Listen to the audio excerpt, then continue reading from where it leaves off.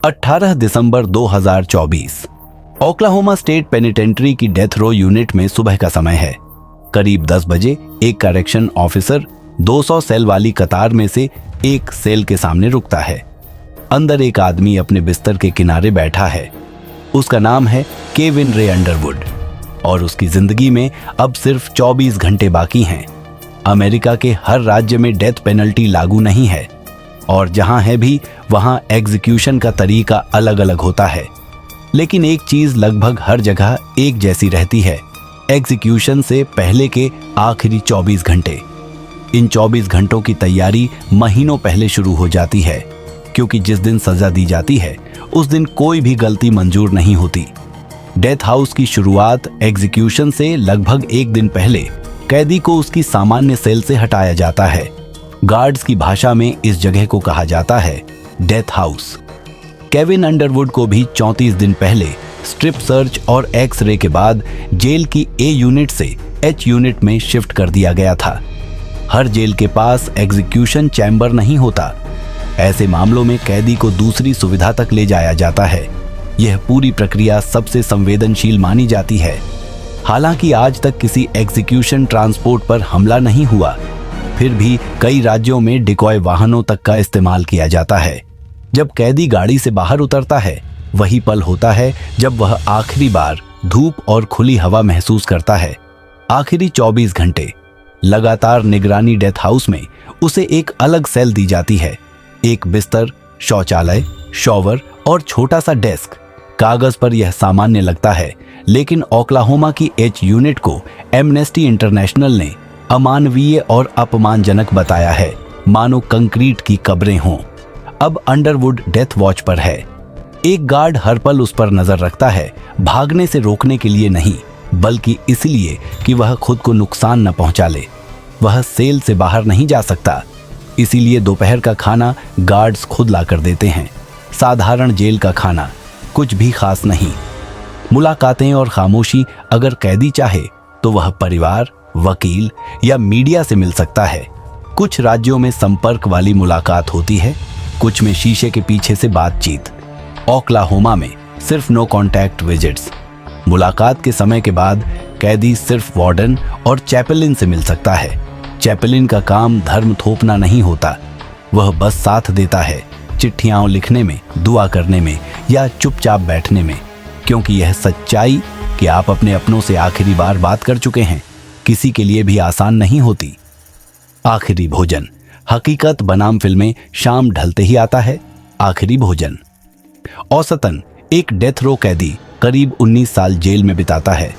दशकों बाद पहली बार उसे यह तय करने का मौका मिलता है कि वह क्या खाएगा। फिल्मों में इसे शाही दावत दिखाया जाता है, लेकिन असलियत बिल्कुल अलग है। टेक्सास में आखिरी भोजन की व्यवस्था ही खत्म कर दी गई। बाकी राज्यों में सख्त बजट होता है। कैलिफोर्निया $50, फ्लोरिडा $40, ओक्लाहोमा सिर्फ $25। अंडरवुड ने क्या मांगा, यह सार्वजनिक रूप से पुष्टि नहीं हो सकी। खाने के बाद उसे सोने की अनुमति होती है, लेकिन ज्यादातर कैदी पूरी रात जागते रहते हैं, चिट्ठियां लिखते हुए या बस दीवारों को देखते हुए। एग्जीक्यूशन का दिन।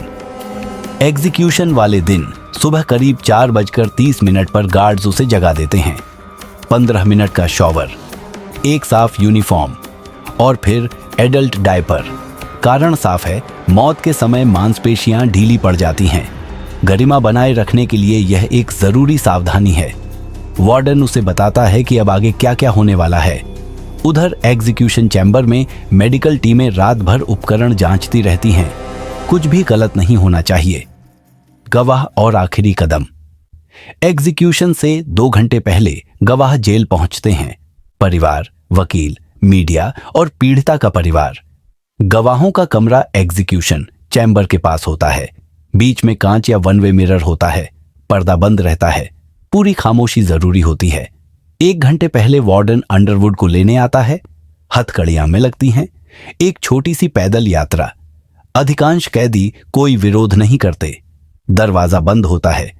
अब पीछे लौटने का कोई रास्ता नहीं। लीथल इंजेक्शन, सरल व्याख्या।